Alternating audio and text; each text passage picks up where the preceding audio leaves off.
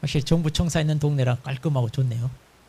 지금 다른 데는 눈이 많이 와가지고 도로가 엉망진창인데 여기 내려오고 딱 첫 이미지가 너무 깔끔해, 깨끗해. 아주 도로 열선이 다 깔려 있나 봐요. 그래서 그래도 청사 있는 동네라 확실히 관리가 잘 되나 봐요.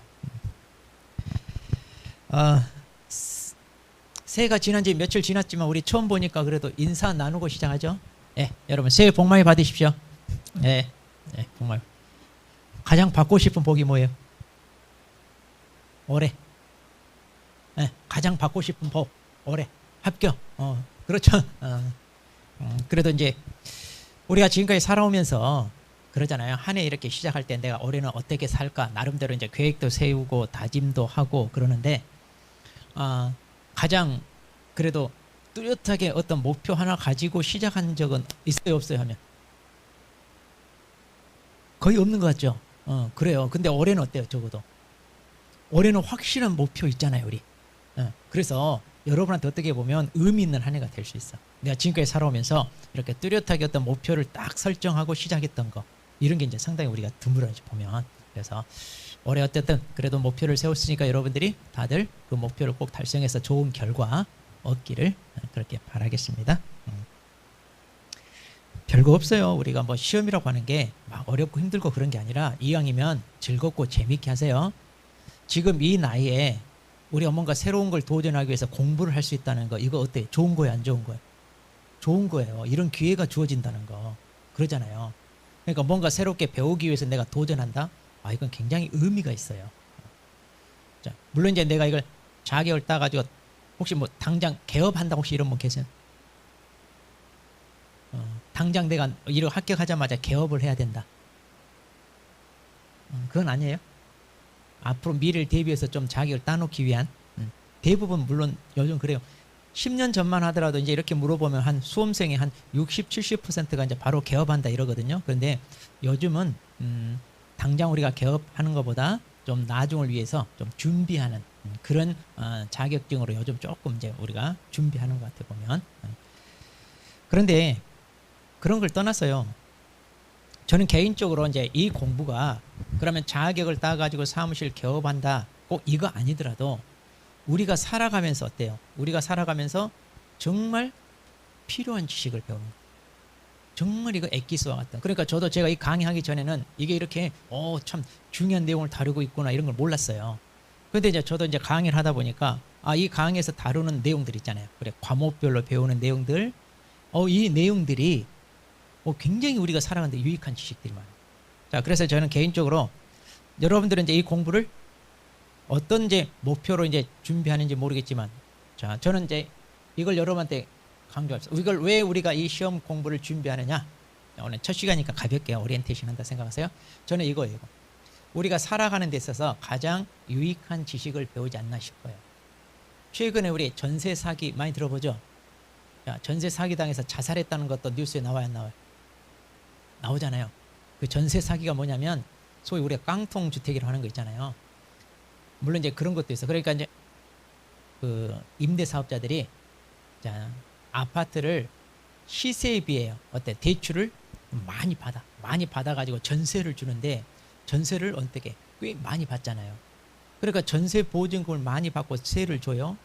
그런데 집값이 오르면 괜찮은데 떨어지잖아요. 그럼 전세 보증금보다 집값이 더 떨어져.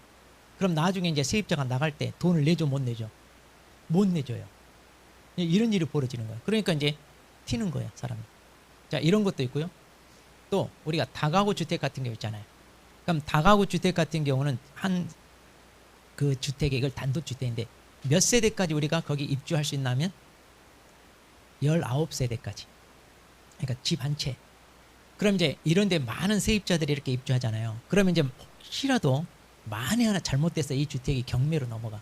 그럼 그 세입자들이 자기 전세 보증금 어때요? 배당을 받고. 그러니까 이제 자기 돈 다 챙기고 나가야 되는데 이걸 챙겨 못 챙겨? 이걸 못 챙깁니다. 그러니까 이제 세입자로 들어가면서 내가 이 보증금을 확실하게 회수할 수 있는지 없는지 여기에 대한 여기도 없는 것 다른 책 같은데 중개사법원을 다른 책이에요. 얼른 얘기해서 가자. 있어 지금? 그럼. 그럼 첫 시간 안 가죠. 첫 시간 1교시는 안 가. 자, 그런데 이제 그렇게 배당을 다 말하자면 받아서 보증금을 회수해야 되는데 그걸 못했잖아요. 그걸 왜 못했냐? 권리 분석 이런 걸 못하기 때문에. 우리가 이 법에 대한 지식이 없기 때문에 다 당연히 나는 보장 받을 줄 알고 들어가. 근데 이제 그걸 못 받고 어떻게 보면 그 사람들한테 그 전세 보증금이 전 재산이잖아요. 그러다 보니까 자살하는 거예요. 근데 전세 보증금이 한 1억 정도 되는데 솔직히 1억 가지고 자살할 정도다. 그런데 사람들이 그러잖아요. 막상 그런 일 닥치면 어때요? 삶에 대한 의욕이 꺾이잖아요. 내가 이 정도밖에 안 되나 이런 자괴감도 느끼고 그러다 보니까 이제 극단적인 선택을 하게 되거나 이런 게 많아. 자, 그런데 만일 그 사람들이요 여기서 배우는 기본적인 이 지식만 있어도요 그런 일 안 당해요. 그러니까 이 지식이 없어서 우리가 사기당하고 자살하고 이런 게 너무 많아. 그러니까 정말 안타까워요. 그러니까 여러분들은 그러지 마시고 공부해서 알아야 배워야 돼. 어떻게 보면 늦게 왔어. 이걸 일찍 알면 일찍 알수록 좋은데 세종시 여기 들어왔을 때 어땠어요 여러분? 맨 처음에 정부 청사 일을 온다고 할 때 혹시 여기 토백이세요? 아니면 딴 데서 오셨어요?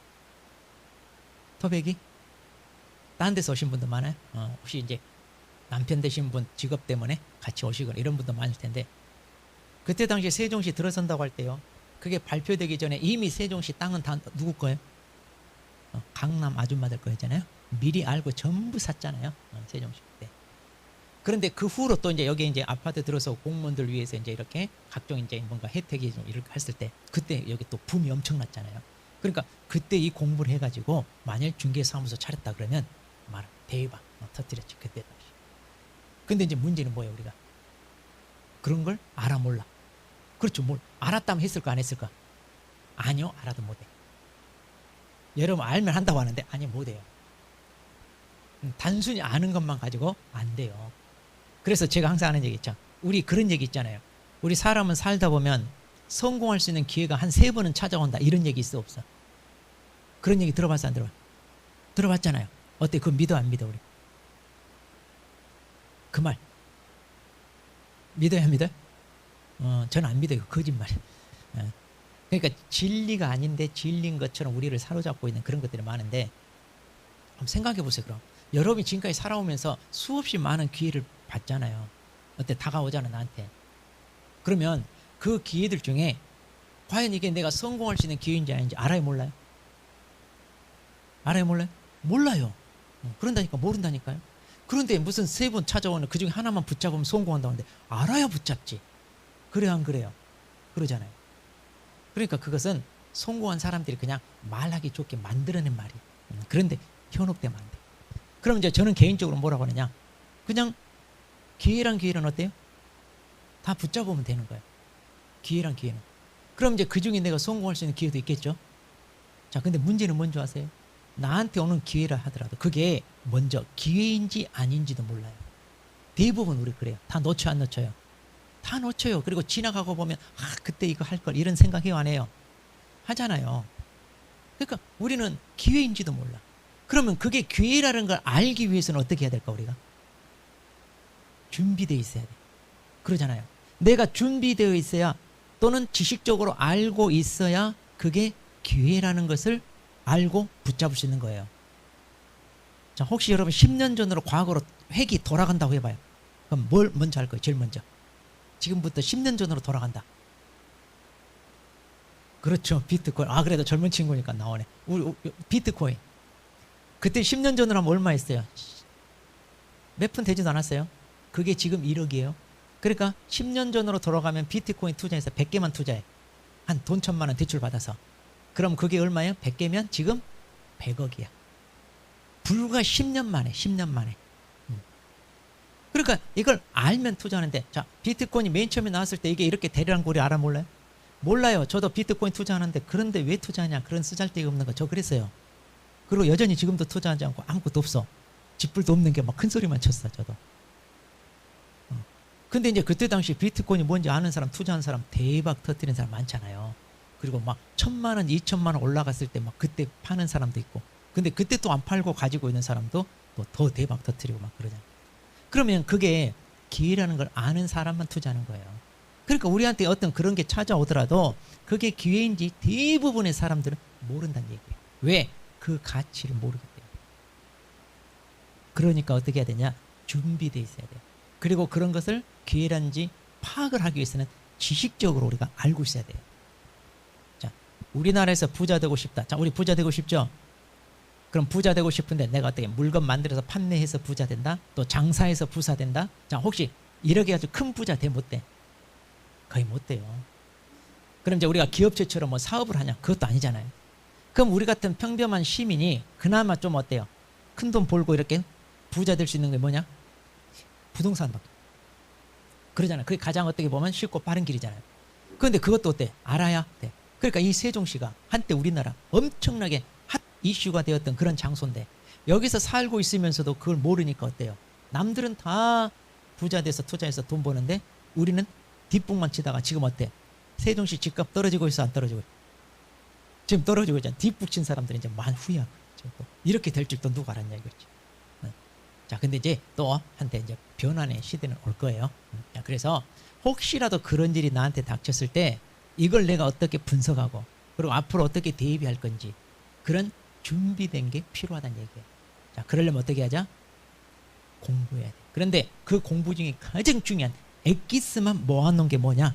이거. 지금 우리가 준비해야 돼. 그러니까 공인중개사 이 시험 공부는요, 단순히 자격을 따기 위한 시험 공부가 아니라니까. 그것은 부차적인 거예요. 아주 간단한 내용이고 실은 뭐다? 앞으로 우리가 부자가 되기 위한 공부다 이렇게 생각합니다. 진짜. 그래서 여러분들이 이 공부하기로 한 거 잘한 거예요.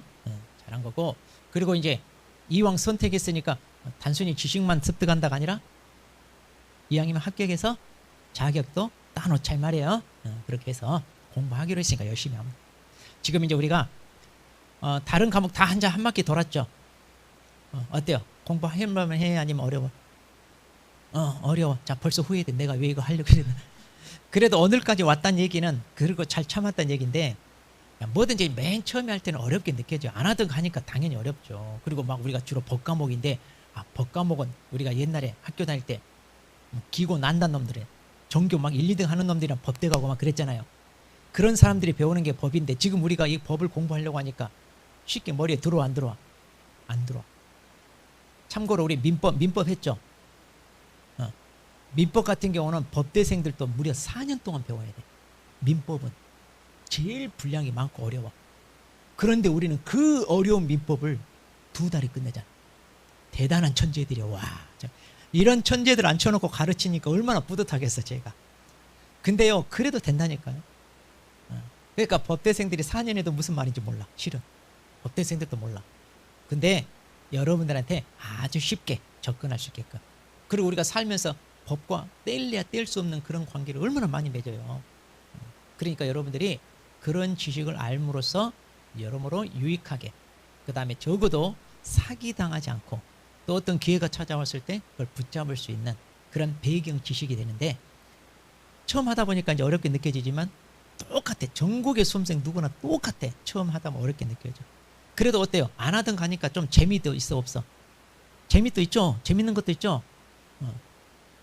근데 이제 다른 과목들 보면 이제 조금 어려울지 몰라도 오늘 이 과목은 그래도 제일 쉬워. 제일 쉽고 만만한 과목이고, 또 설명을 들었는데 이게 무슨 말이다? 모르고 이해 안 되는 거 단 한 개도 없어. 다 알아요. 그리고 우리 일상과 아주 밀접하게 연관돼 있어요. 그러니까 어떻게 보면 이 과목을 맨 처음에 수업을 들었으면 여러분들이 재밌게 했을 텐데 하필이면 맨 마지막 일정이 짜지다 보니까 이렇게 요일별로 하다 보니까 맨 마지막에 하게 되는데, 오늘 자 수업을 듣고 이거 정말 이제 내가 해봐야 되겠다 이런 생각이 들 거예요 아마. 그러니까 지금 여러분들이 이 자리에 와서 이걸 듣기로 했다는 이 자체도 뭐냐면 기회예요. 그러면 여러분한테 주어지는 이 기회를 어때? 그냥 놓칠 거예요? 아니면 붙잡을 거예요? 붙잡으세요. 이거 절대 후회되는 공부 아니라니까. 그러니까 오늘까지 해서 이제 우리가 이제 공개 강의고 한번 들어보자 이랬잖아요. 그런데 여러분 후회하지 말고, 또 세종시 학원 여기밖에 없잖아요. 그리고 제가 장담하는데 전국에 있는 모든 학원 중에 시설이 제일 좋아 지금 여기가. 우리 원장님이 굉장히 좀 쌈박하게 이렇게 좀 제대로 꾸며놨는데 이보다 좋은 학원 없어요. 그럼 여러분들은 전국에서 가장 좋은 학원, 가장 좋은 시설에서 가장 훌륭한 선생님들하고 같이 공부하는 거예요. 이제 10월까지 한 1년 조금 안 되지만. 자, 그러면 이 시간을 여러분들이 행복하게 보낼 수 있게끔, 그리고 여기서 배운 지식을 통하여 이제 앞으로 여러분들이 부자가 될 수 있는 그런 또 새로운 어떤 기회를 창출할 수 있는 그런 시간으로 만들라 이거야. 자, 그러니까 후회하지 마시고 오늘 수업 듣고 등록했어요, 안 했어요? 아직 안 했죠? 근데 그것도 그래. 미적미적 때문에 놓치는 거야. 뭐든지 기회는 미적미적 때문에 놓치니까 고민하지 말고 그냥 등록하고 앞으로 10개월 금방 지나가요. 금방 지나가니까 한번 일단 하기로 마음 먹었잖아요. 그럼 고민하지 마. 한번 하기로 마음 먹었으면 뒤돌아보지 말고 추진하는 거예요. 그게 중요해. 근데 이런 기회를 왔는데도 놓치고 또 할까 말까 고민하다가 또 한참 시간이 지나서 그때 할 걸 하고 후회해봐. 뭐 할 거야? 자, 그러니까 여러분들 절대 후회되지 않게끔 지금 여러분의 한 선택이 절대 후회될 만한 거 아니라니까. 그러니까 하세요. 공부하기로 하고 그 다음에 이제 오늘 같이 이제 공부하다 보면 또 우리 재밌고 그래요. 자, 그러면 자, 저는 이제 이걸 강조하는데 그러면 실질적으로 이제 이 공부를 누가 하느냐? 그럼 내가 공부하겠다고 지금 이 자리에 왔는데 과연 그러면 이 공부를 누가 할까 그러는데 최근에 제가 그러니까 이제 작년이죠. 벌써 이제 1년이 지났으니까. 작년에 이제 우리가 35회 시험을 봤는데 이 35회 점점 시험에요. 2030 젊은 세대들도 많이 준비해. 원래 이 시험은 누가 해요, 우리? 보통 40, 50대 또는 60대 정년퇴임을 앞둔 분들이 노후 대책으로 이걸 준비 많이 하잖아요. 근데 나는 바뀌었다니까. 그래서 이제 여기 보면 작년에 무려 2003은 7만 6천 명 정도 응시했어. 그래서 이제 35% 정도 역대 이제 가장 많이 점점 하는데 왜 이렇게 젊은 세대들이 이걸 많이 하냐면 최근 이거죠. 영끌, 우리 영끌 많이 들어봤죠? 영혼까지 끌어모아서 집 마련하겠다. 그러니까 요즘 젊은 세대들도 자기 집 마련하겠다고 일찍 좀 생각이 튀었어요. 그래가지고 이제 내 집 마련하기 위해서 자 여기저기 막 끌어모아가지고 했잖아요. 그런데 최근에 뉴스에 나오는 게 뭐예요? 전세 사기잖아요. 그러죠? 그런 전세 사기로 인하여 보증금 다 떼이고 자살하고 이런 일들이 벌어지잖아요.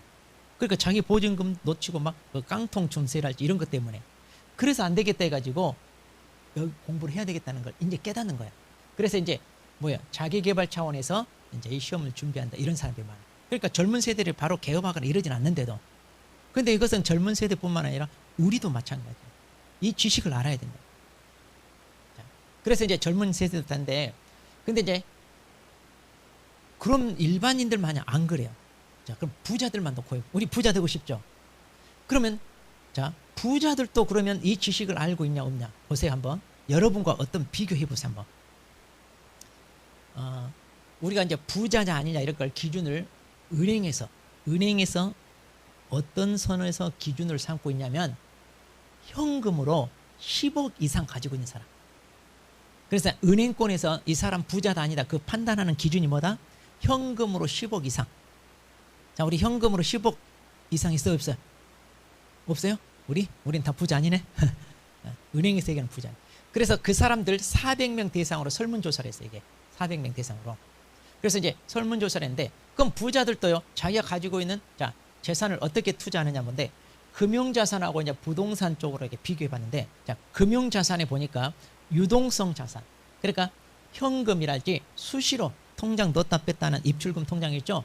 거기에 16.2% 이게 제일 많아요. 그러니까 뭐냐면 부자들도 현금 자체를 우선시한다는 얘기야. 부자들도. 그리고 이제 예적금도 하고요. 그 다음에 주식이나 펀드도 있는데 봐봐요. 생각만큼 주식이나 펀드 이런 데 투자 많이 안 해요. 우리 많이 할 것 같잖아요. 돈 없는 사람들이 그냥 일확천금을 노리는 젊은 애들이 주식 펀드 이런 데도 하지 부자들 생각만큼 그렇게 안 해요. 왜? 위험하거든. 생각만큼 그렇게 안 해요. 자, 그런데 부동산 쪽 봐봐요. 부동산 쪽이 훨씬 더 투자를 많이 하고. 그런데 이제 여기 거주주택, 자기가 살고 있는 주택이 있죠. 여기에 26.1% 그랬잖아요. 제일 많이 투자하는 게 자기 거주용인데 우리 이런 말 있잖아요. 똘똘한 집 한 채. 이런 말 들어봤죠? 그러니까 부자들도요. 자기가 살고 있는 주택에 있어서 가장 우선적으로 투자해요. 그래서 이제 우리가 집을 살 때 쾌적한 환경이고 입지 조건이 좋고 이런 거 떠나서 어디 우리는 집값이 오를 거냐 안 오를 이것 먼저 보잖아요. 투자 수단 하니까. 그래서 이제 강남에 이렇게 많이 집값이 뛰는 이유가 그거. 그 사람들이 관심사고. 그리고 이제 거주 외 주택으로 소위 세컨하우스라고 하는 거 있잖아요. 부자들이 좀 하죠. 그리고 이제 빌딩이나 상가. 보통 이런 걸 우리가 이제 수익형 부동산 그래.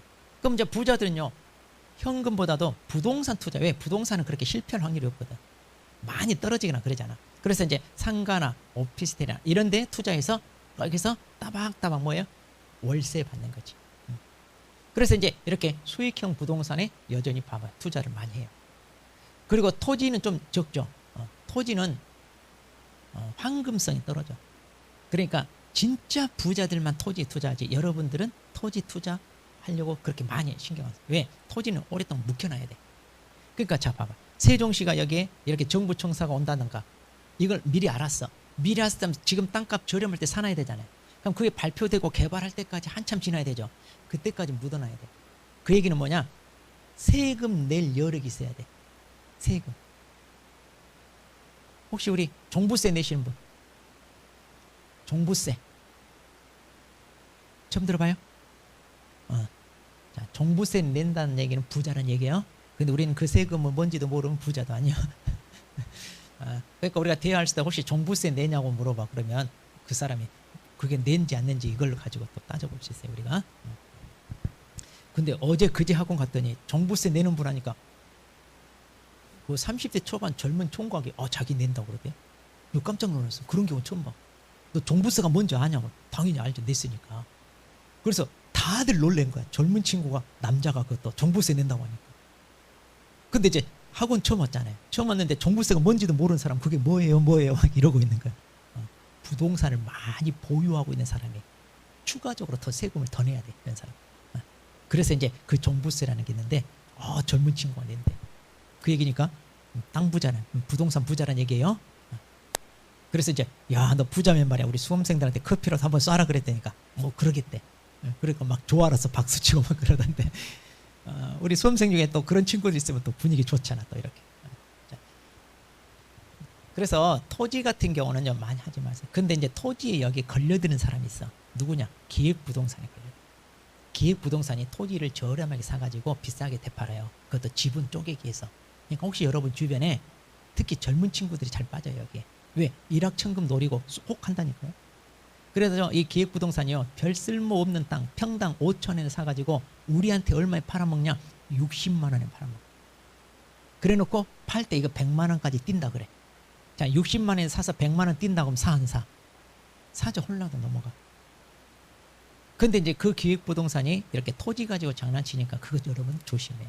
절대 그러니까 지분 거래는 될 수 있으면 안 하는 게 초보들은 안 하는 게 좋아요. 그런데 그런 것도 알아야 돼 지식을. 근데 이걸 모르고요 젊은 친구들이 빠져. 왜? 요즘 취업하기 어렵잖아요. 취업하기 어려우니까 남들은 직장 다니는데 자기는 또 못해. 그래서 이제 기획부동산에서 야 일반 기업체들 주는 연봉 줄 테니까 와. 그러니까 어때요? 쏠기도 가요. 그리고 거기서 완전 사람을 세뇌시켜버려. 세뇌시키면요 그건 진짜 거기 쏙 빠져요. 진짜 이 세뇌가 무서운 거예요. 그래가지고 이제 개인들한테 세뇌를 시켜서 교육을 시켜가지고요 이제 투자자들 모집하게. 근데 모집하게 하는데 어떻게 하느냐? 야 니네들 먼저 투자해라 이거.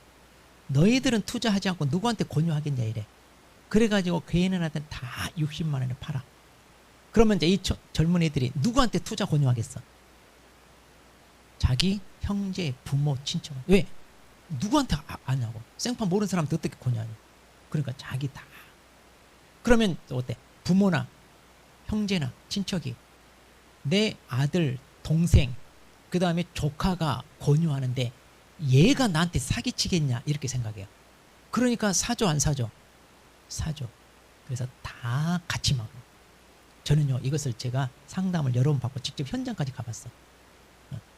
심지어 우리 수강생분 한 분이 자기 남편 정년퇴임하면 전원주택을 하나 지어주고 싶다고. 그동안 직장 다니느라 고생했으니까.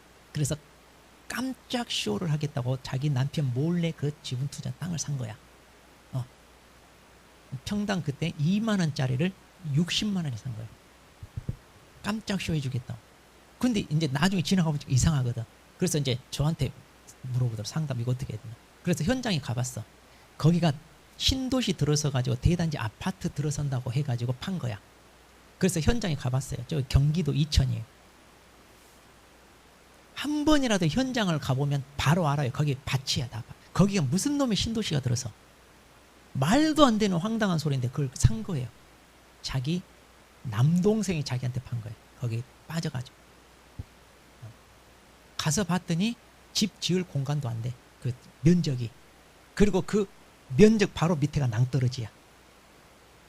야, 어떻게 그런 걸, 그 팔지도 못해. 어떻게 사. 근데 이제 본인은 본전이라도 챙기겠다고 그 60만 원에 좀 팔려고 내놓으면 안 되겠냐는데 그 동네 사람 평당 2만인데 어떤 미친놈이 60만 원에 사겠냐고.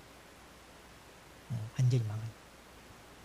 그래서 토지는 조심하세요, 여러분들. 근데 알아야 된다니까, 이 지식을.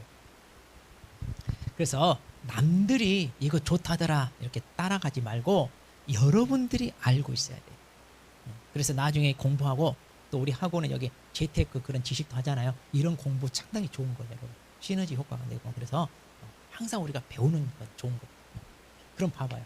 부자들도 자 부동산 투자합니다. 그럼 부자들이 특히 부동산 투자하는데 모르고 남들이 하라는 대로 할까요?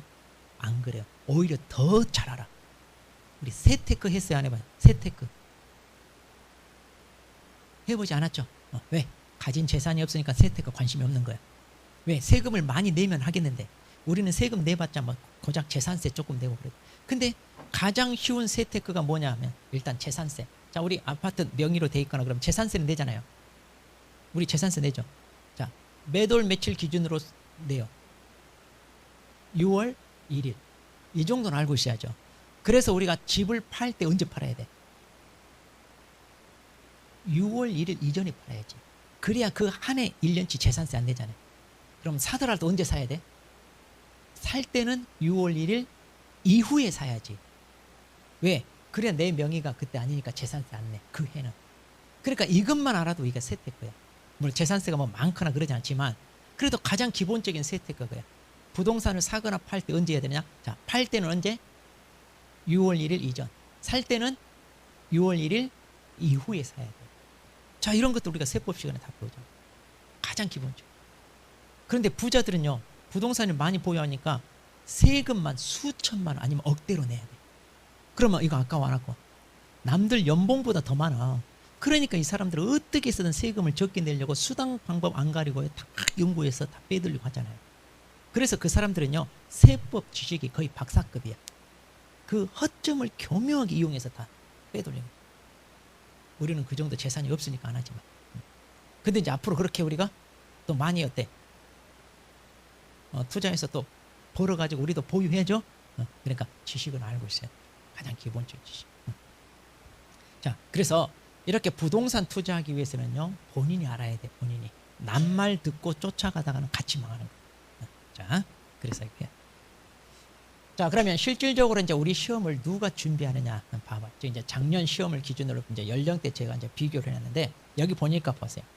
33회 그리고 이제 재작년 작년 시험인데 자, 40대가 가장 많죠? 가장 많고 그다음에 이제 50대 많고 그다음에 이제 30대도 가장. 자, 지금 여기 우리 앉아 있는 우리 수험생들 평균 연령이 몇? 딱 보니 한 40대 될 것 같아요. 그러죠? 그러니까 여러분 연령대 다 남들도 공부해서 준비했다는 얘기잖아요. 그러니까 지금 여러분이 공부할 시기다 얘기야 지금. 자, 이렇게 해서. 그리고 여전히 이제 60대도 있고 그러잖아요. 그리고 이제 20대도 점점 많아지고 있어요. 그리고 봐봐요. 이게 이제 올해가 이제 아니야. 작년이죠 이제. 봐봐. 여성이 8,000명이 남성이 드디어 여성이 추월했어요. 그동안 남성이 많았다가. 그래서 이것은 이제 점점 여성들이 더 많이 줘. 근데 그럴 수밖에 없어. 자, 봐봐요. 여기 남자 한 명이네. 다 여성. 어느 학원이나 여성 비율이 압도적으로 많아요. 그래서 이 시장이 여성분들이 오히려 더 잘할 수 있어요. 왜? 섬세하게. 그러니까 이제 주택 매매 계약을 우리가 중개한다 그러면 방 안에 들어가서 꼼꼼하게 설명해주고 이런 것들은 여성분들이죠. 근데 또 집주인도 남자들은 싫어요. 남자가 들어오면 좀 그러잖아요. 또 특히 남편은 출근하고 여자 혼자 집 지키고 있는데 방 보러 왔었는데 남자 혼자 찾아오면 또 그러다 보니까 여성분들에게 좀 메리트가 있어요. 그래서 이제 점점 더 각광을 받는. 그리고 정년도 없어요. 이거는 정년도 없잖아요.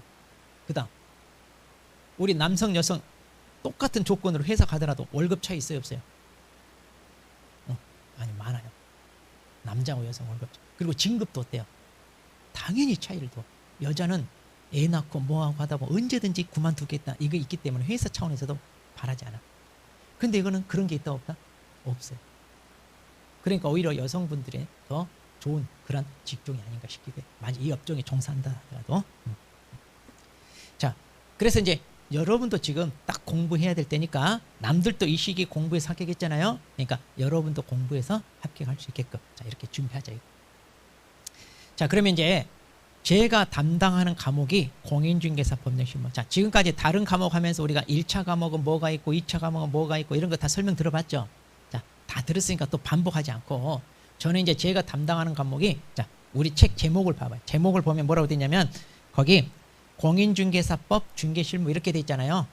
우리가 이제 2차 과목으로 이걸 이제 제가 담당하니까 이쪽에 대해서만 조금 더 설명할게요. 자, 우리는 목차를 한번 봐봐요. 목차. 자, 이 교재 맨 앞에 목차.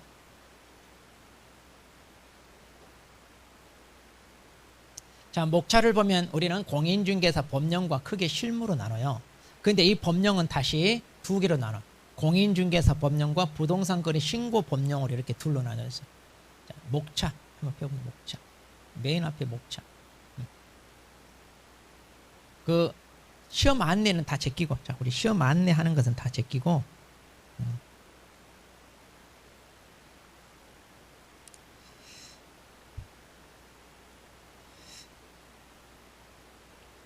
자, 그러니까 이제 여기는 페이지가 안 나왔네요. 목차에는. 자, 목차에는 페이지가 없으니까 좀 잘 보세요. 자, 그러면 이제 우리가 이제 주로 배우는 법령이 공인중개사 법령이에요. 그리고 이제 부동산거래 신고 법령이 예전에는 없었어요. 예전에는 없는데 이게 들어왔어요. 그래서 우리가 공부를 늦게 하면 늦게 할수록 새로운 제도며 이런 법령이 계속 생겨. 그래서 공부 분량이 늘어나요. 그러니까 뭐든지 공부는 일찍 하는 게 좋아요. 근데 벌써 이제 우리가 올해 36회 시험이니까 꽤 오래됐잖아요, 우리도. 근데 이제 내년 되면 또 법이 개정돼서 추가되고 또 추가되고 그래. 그러니까 이왕 하기로 했으면 올해 딱 하고 끝내는 게 좋아. 일찍. 자, 그래서 이제 이건 이 세 가지가 추가돼 가지고 지금 우리 교재가 지금 좀 두껍잖아요. 이것 때문에 한 100페이지가 늘어난 거야, 100페이지. 예전에는 이거 없었는데. 그러니까 이제 최대한 빨리 하라는 얘기예요. 근데 지금도 어때요? 지금 하는 게 앞으로 하는 것보다 분량이 제일 적을 때야. 자, 우리가 지금이 앞으로 내일 살 인생에서 제일 젊은 나이다 이런 얘기 하잖아요. 지금이 제일 분량이 적은 때예요. 자, 그리고 이제 우리가 실무라는 게 있는데 일반적 실무, 개별적 실무 나오는데 그럼 일반적 실무라는 게 뭐냐면 이거예요. 자, 우리가 자격을 취득하죠. 사무실 개업을 해. 그러면서 사무실 개업해 가지고 이제 의뢰인부터 의뢰를 받아. 자, 의뢰인 이 아파트 좀 팔아주세요라고 찾아와요. 그러면 그 의뢰받은 아파트를 최종적으로 계약을 하기까지, 계약을 성사시키기까지 우리가 하는 중개 활동이 있죠. 그걸 이제 일반적 실무 그러는데 이건 이 법령에서 이거 다 배워요. 법령에서. 그 다음에 이제 여기 개별적 실무라고 하는데 자, 이 개별적 실무는 뭐냐? 우리가 이제 중개하면서 알아야 될 개별 법률들이 또 있어요. 자, 우리 부동산 거래를 중개하잖아요. 근데 부동산과 관련해요. 투기 탈세 목적으로 거래 많이 해요, 안 해요? 많이 하잖아요. 우리는 가진 게 없으니까 많이 안 하는데 실은 있는 사람들 많이 하거든. 왜? 그래야 재산세, 종부세, 세금도 아끼고 하거든. 그러니까 자기 명의로 아니고 다른 사람 명의로 이렇게 등기를 빼돌리는 걸 아주 많이 해요. 그럼 이제 이런 걸 단속해야 돼, 안 해야 돼? 해야 돼. 그게 이제 실명법. 그러니까 부동산 소유자는 자기 명의로 등기해야 되지 다른 사람 명의로 빼돌리는 거 하면 된다, 안 된다? 안 돼. 이게 이제 명의신탁이라고 하는데 이걸 단속하는 법. 이거 알아야 돼, 우리가 중개하면서. 또 주택임대차, 상가임대차 아주 중요하죠. 여러분들이 만일 개업을 한다 가장 많이 하는 중개가 주택이나 상가 임대차계 거의 8, 90%가 여기에. 매매계약은 그렇게 많지 않아요. 매매를 하면 좋긴 한데. 자, 그런데 주택이나 상가 임대차 계약에서 경제적 약자인 임차인 있잖아요. 임차인. 그럼 임차인이 항상 불리한 경우가 많아. 그래서 이렇게 경제적 약자인 임차인을 보호하겠다 해가지고 이 법을 만든 거예요. 이 법. 그래가지고 임차인 유리하게 적용되게끔 이 계약이. 그럼 여러분들은 맨날 중개하는 게 주택이나 상가 임대차거든요. 이거 잘 알아야 돼. 이것은 아주 빠삭하게 알아야 돼. 아주 중요한 법률이에요. 그리고 이제 우리가 또 경매도 합니다. 우리 과목에서. 그래서 우리 경매 맨 뒤쪽에서 경매도 좀 다룹니다. 경매 시장도요. 부동산 시장의 한 축을 담당해요. 그 시장 굉장하죠. 경매. 혹시 경매 법정 가봤어요? 경매 관심 있어 없어? 관심은 있죠. 근데 한 번도 가보지 않았죠. 그러면 안 돼. 한 번 관심 있으면 가보기도 해야 돼. 근데 모르니까 못 가. 그래서 우리가 경매도요, 권리 분석도 배우고, 그 다음에 경매 절차가 어떻게 진행되는지 아주 간단해. 그래가지고, 자, 경매법정, 여기 가면, 세종시에는 없고, 대전에 있죠? 대전에 있잖아요, 우리. 대전 법원, 저도 제가 다른 데서 이제, 그러고 보니까 청주에서 제가 강해가지고 경매하겠다는 사람 데리고 제가 여기 대전까지 왔어요. 청주에 안에. 거기서 가까우니까. 그래서 이제 차 세 대로 나눠서 우리 막 열 몇 명이서요, 견학하자 해가지고 제가 대전 여기 왔죠. 오, 굉장히 크잖아. 대전 크잖아, 법원이. 그래서 이제 왔는데, 이것도 우리가 지금 시세에 비해 경매로 넘은 거 사면 굉장히 저렴하게 살 수 있잖아요. 적어도 30-40% 저렴하게 사요. 그러니까 경매로 넘어오는 물건만 잘 분석해서요, 이거 입찰해가지고 경락 받잖아요. 그거 괜찮아요. 그래가지고 팔고 해가지고 이거 아주 재테크로 아주 수익을 내는 사람 많아요. 1년에 한 건만 하면 돼. 1년에 딱 한 건만 하면 뭐냐? 5-6천원 그냥 떨어져. 그럼 일반 뭐 중소기업 다니는 사람 연봉이잖아요. 자, 1년에 딱 한 건이야. 딱 한 건. 남들 버는 거 그대로 버는. 그러니까 지금 우리가 몰라서 돈을 못 벌어. 몰랐어. 그래서 이제 여기서 이런 지식 다 배워. 그리고 이제 매수 신청 대리가 뭐냐면, 경매 참가하고 싶잖아요. 근데 우리는 알아 몰라? 몰라. 그런데 이제 우리는 전문가야. 나중에 자격 따면, 그러면 그 사람을 대신해서 경매 절차에 참가해가지고 경락을 받아줍니다. 그리고 거기에 대해 수수료 받고 이렇게 하는 거. 그런 것도 우리가 할 수 있어요. 그러니까 이제 뭐 2잡, 3잡 다 할 수 있어. 이 공부를 해놓으면. 그래서 이런 걸 배우는 게 뭐다? 우리 과목이에요. 그러니까 우리 과목 벌써 봐봐. 재밌어 안 재밌어? 재밌어. 막 지금 공부하고 싶잖아. 지금 막 의욕 생기죠. 이게 제일 재밌는 과목이라니까. 그리고 여러분들이 나중에 개업을 했어. 개업을 해서 중개를 한다 하더라도 어때요? 이 내용을 모르면 안 돼. 그러니까 여러분들은 가장 친하게 지내야 되는 게 누구냐? 저야. 공부하면서도 저하고 친하게 지내야 돼. 그래서 자주 물어보도 오고. 그래서 그렇게 해서 나중에 개업하더라도요, 물어볼 수 있는 사람이 있어야 되잖아. 인맥이라는 거 별거 없어요. 인맥. 이렇게 만나는 것도 우리 인연이잖아요. 근데 그 인연이 여러분한테 도움을 줄 수 있는 인연이냐, 이걸 따지세요. 아무나 만나지 말고.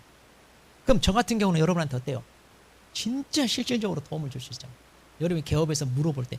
근데 우리 수험생들 지금까지 이제 합격해서 배출된 제 수험생 제자들이 많은데, 하나같이 사고 치고 나서 물어봐.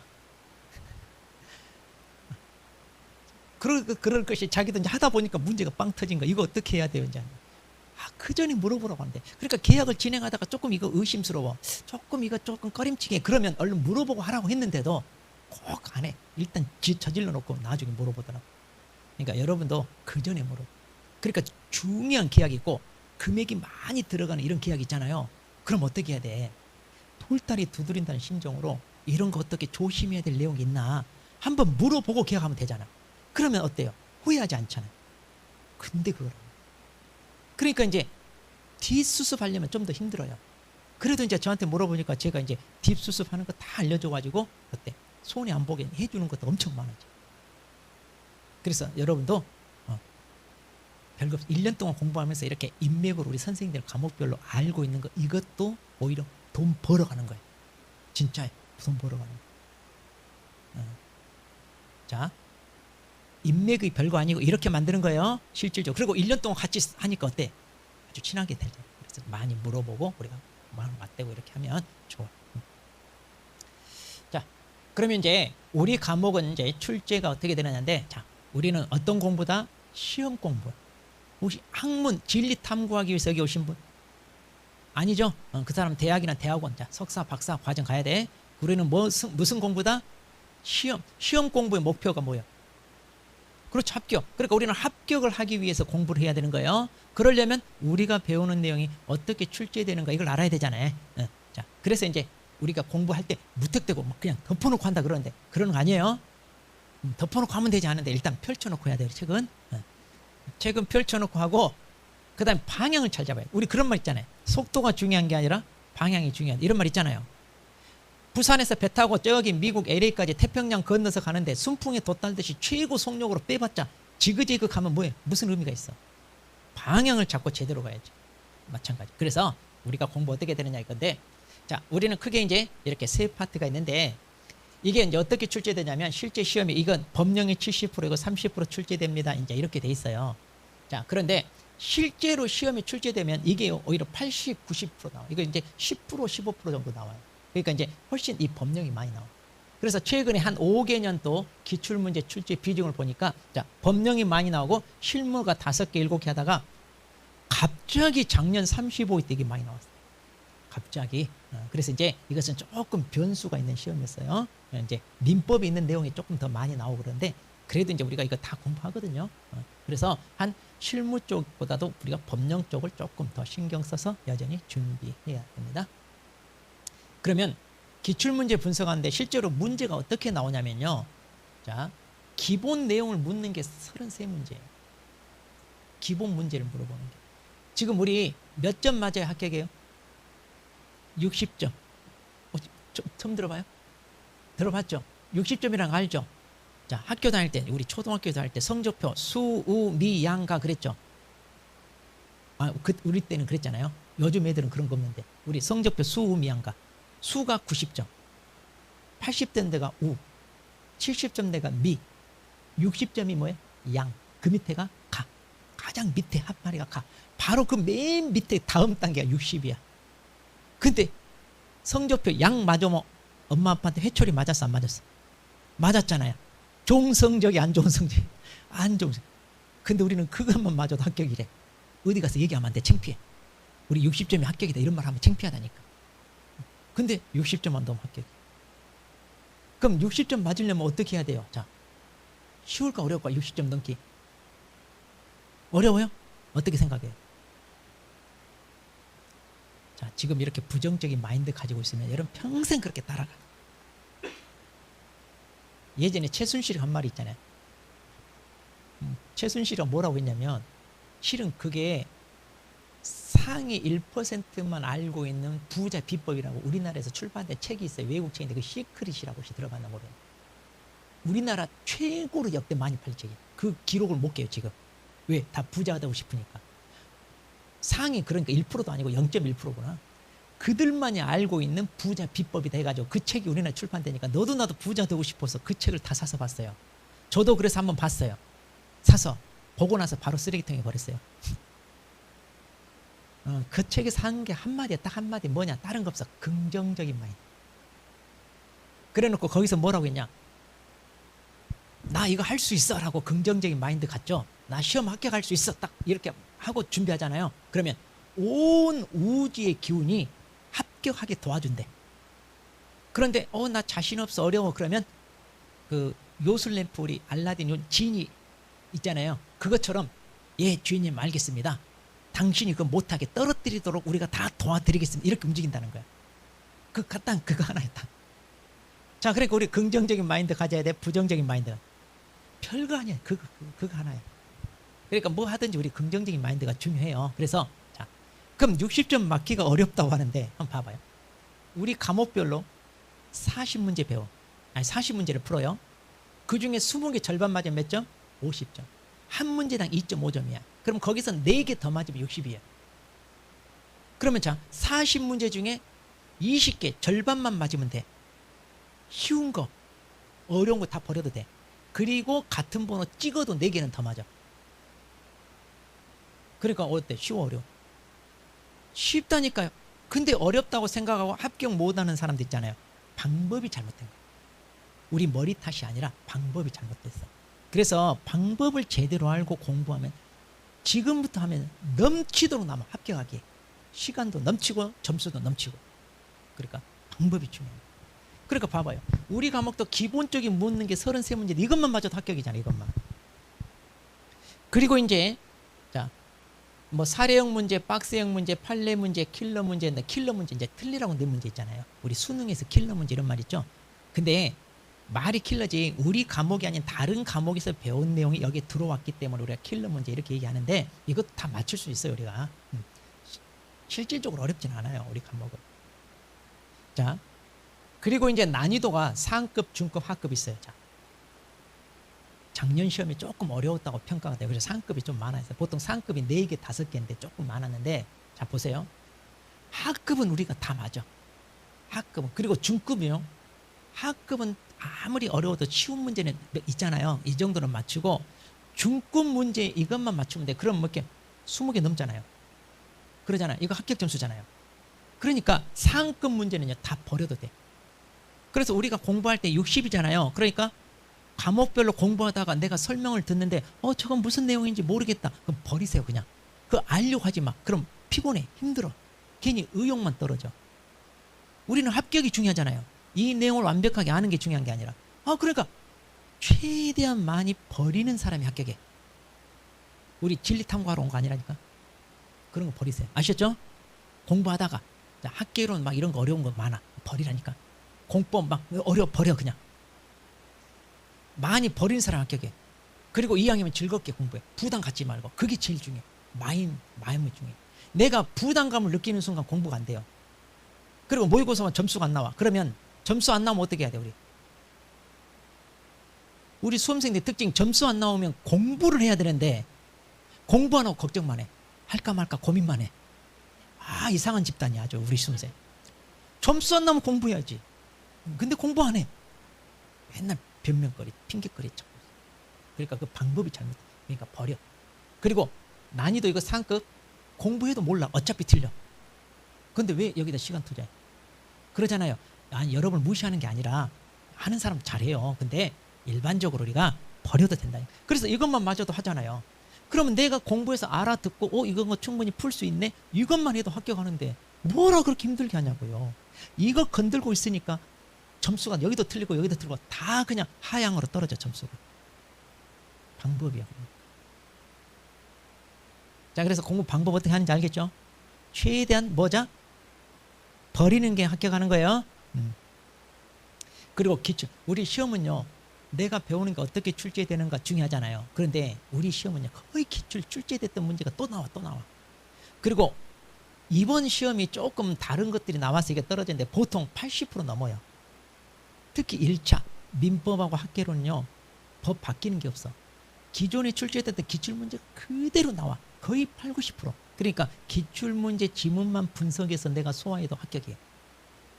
근데 그거 어렵다고 하는 사람은 방법이 문제. 제대로 공부 안 하는. 뭐 열심히 쓰고 그래. 이거 쓸 거 없어. 이거 시험하고는 상관없는데. 막 처음부터 이렇게 의욕이 앞서면 안 돼. 이거 지쳐져. 체력을 비축해야 돼. 처음부터 이렇게 달리면 안 돼요 지금. 너무 열심히 내는 것 같은데. 자, 그러면 이제 2차 과목 합격을 하기 위해서 우리가 어떻게 준비해야 되냐면, 저는 이제 2차 담당이니까 1차와 별개. 자, 우리가 이제 1교시, 2교시로 나눕니다. 옛날에는 이거 다 한 교시로 다 봤어요. 과목당 50분에 150분. 그랬더니 나이 드신 분이 화장실 가고 싶다고 해가지고 이게 밖에서 중간에 1교시, 2교시 나눠가지고 쉬는 시간 30분 줘요. 자, 그리고 이제 여기 우리 과목 있고 공법 있고 그 다음에 공시법령 세법 이렇게 있잖아요. 그러면 이걸 어떻게 우리가 공부할 거냐? 자, 골고루 65점, 그러니까 평균 60 넘게 이렇게 공부하는, 이거 어떻게 돼? 이 방법 좋아요, 안 좋아요? 어때? 좋은 것 같아, 안 좋은 것 같아? 안 좋은 것 같아? 왜?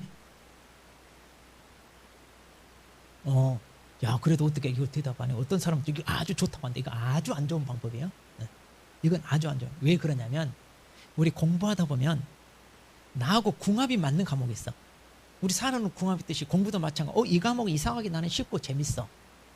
근데 이 과목은 힘들어. 이런 거 있잖아요. 그럼 어떻게 해야 돼? 평균 60을 넘으면 되니까 쉽고 재밌는 과목을 좀 더 전략 과목으로 점수를 높이고 좀 힘든 과목은 꽈락만 넘기게끔 하면 되는 거예요. 그러니까 이게 골고루 안배할 필요 있다 없다? 이거 없어요. 그럼 어떻게? 자, 이거. 자, 우리 중개사법을 전략 과목으로 고득점 과목으로 삼고 나머지를 그럼 이렇게 적당히. 왜냐면 40점 넘으면 여기서 10점 10점 보태주면 60 합격이잖아요. 그럼 이런 방법도 어떠냐? 이것도 괜찮죠? 근데 이것도요 골고루 안배할 필요가 없어. 일단 우리 과목은 쉬워요. 그러니까 우리 과목은 전략 과목으로 고득점 맞아야 돼. 그리고 이제 나머지 과목을 어떻게 할 거냐? 이것도 궁합에 맞게 안배하면 돼요. 그래서 이제 어떤 게 좋으냐? 이거. 이런 식으로. 이건 전략 과목 3. 그래서 이거 2개를 하는데 우리 공법이요. 법을 6개 배웁니다. 6개. 그리고 여기 공시법령이 자, 등기법이 있고 그리고 여기 지적법이 있고요. 그리고 세법이 있잖아요. 자, 법이 엄청 많잖아요. 그런데 공법은요, 이거요, 3개만 해도 돼. 이 6개 법률을 배우는데 3개만 해도 돼요. 그리고 등기법, 지적법, 세법 있잖아요. 이 중에 이거 하나만, 이게 제일 쉬워. 우리 여성분들 이거 전략으로 하세요. 이게 제일 쉬워. 이거 하나만 확실히 붙잡고 나머지는 그냥 찍어도 꽈랑 넘어요. 세법 어려우면 아예 그냥 제껴버려도 돼. 세법 선생한테 얘기하면 안 돼. 버리라고 했다고 하면 안 돼. 등기법은 이것도 등기는 알아야 되니까 공부하는 게 좋아요. 근데 등기도요, 총론이 있고 강론이 있어요. 세법도요, 취득세가 있고요, 양도소득세가 있고 막 있거든요. 그러면 이거 하나만 해. 하나만. 그래도요 60 넘어요. 나머지 버려도 돼. 뭐 할래 이걸 다 해. 어려우면 분량을 조절하라 이거예요. 그러면 넉넉하게 할게. 이거 6개 다 할 필요 없이 3개만 해도 된다니까요. 그래서 3개 전략을 하고요. 좀 불안하다 그러면 나머지 3개 있잖아요. 나머지 3개 중에 예를 들어 정비법이다 그러면 정비법에서 우리가 배우는 것 중에 가장 중요한 게 뭐냐면 재개발 재건축. 우리 재개발 재건축 아시죠? 그거 알아야 돼 몰라야 돼? 그걸 아는 게 좋아. 그러니까 이렇게 내가 써먹을 수 있는 중요한 내용이 있잖아요. 그 파트만 공부해도 돼. 시험에 꼭 나오는 그 파트만 이렇게 골라서. 그러면요 우리 주말에 놀러 다 다녀도 돼. 꽃피는 춘삼으로 벚꽃 구경 가야 돼 안 가야 돼? 가야지. 뭔 공부하고 있어 그런 때. 월화 드라마 수목 드라마 봐야 돼 안 봐야 돼? 봐야 돼. 우리가 드라마도 안 보고 뭔 재미로 살아 인생을. 저는 다 하라고 그래요. 대신 수업 시간에만 집중하고 분량 조절 제대로 하고 전략적으로 계획을 잘 짜면 다 해도 돼. 그래도 합격해. 그럼 공부도 재밌고 합격도 하고 할 것 다 하고. 근데요 방법을 모르는 사람이 힘들게 공부하고 막 날밤 새서 공부하고요 쌍코피 터져가면서 공부하는데 떨어져. 그렇게 하지 말아요. 진짜 그거 안타까워. 바보야. 그러니까 전략적으로 잘 따라오죠. 그래서 공부할 때 나 어떻게 하는지 모르겠어요. 나 슬럼프가 찾아왔어요. 그러면 그냥 상담하러 오면 돼. 그래서 내가 지금 이러이러한 상태인데 어떻게 해야 됩니까? 그러면 제가 거기에 대해서 알려줘. 제 별명이 담임선생님이에요. 저는 다른 과목 다 상담해줘. 제가 모든 과목. 그러니까 혹시 다른 선생 찾아가기 그러면 저한테 오시면 돼. 그래서 제가 다 해드릴 테니까. 그래도 지금까지 본 선생님이 제일 얼굴 봐줄만 하잖아 우리. 안 그래? 대답이 약해 이렇게. 합격하기 힘들겠네. 이렇게 보는 눈이 없으면 합격하기 힘들어. 그렇게 무섭게 생겼어요? 아니죠. 근데 막 저를 엄청 어렵다고 까다롭고 깐깐하다고 이런 생각하는 사람이 있어. 합격하기 힘든 사람이야. 그거. 사람 볼 줄 몰라. 자, 그래서 걱정하지 말고 아셨죠? 그렇게 오셔가지고 상담하고. 그러니까 이런 전략이 중요하잖아요. 그러면 공부도 재밌게 하고 부담 없이 하는데 왜 힘들게 하냐고. 왜?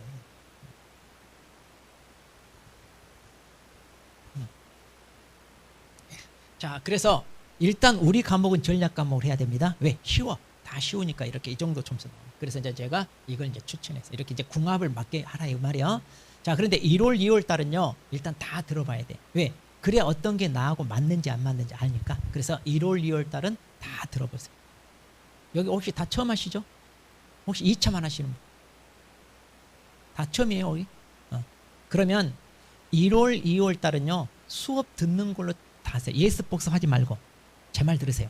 다른 과목 선생님 예습 복습 해오라 그래도 하지 마. 말 듣지 말고 제 말 들어. 예습 복습 하지 말고 남는 시간에 몽땅 다 뭐하냐? 민법 하세요. 민법이 제일 중요해.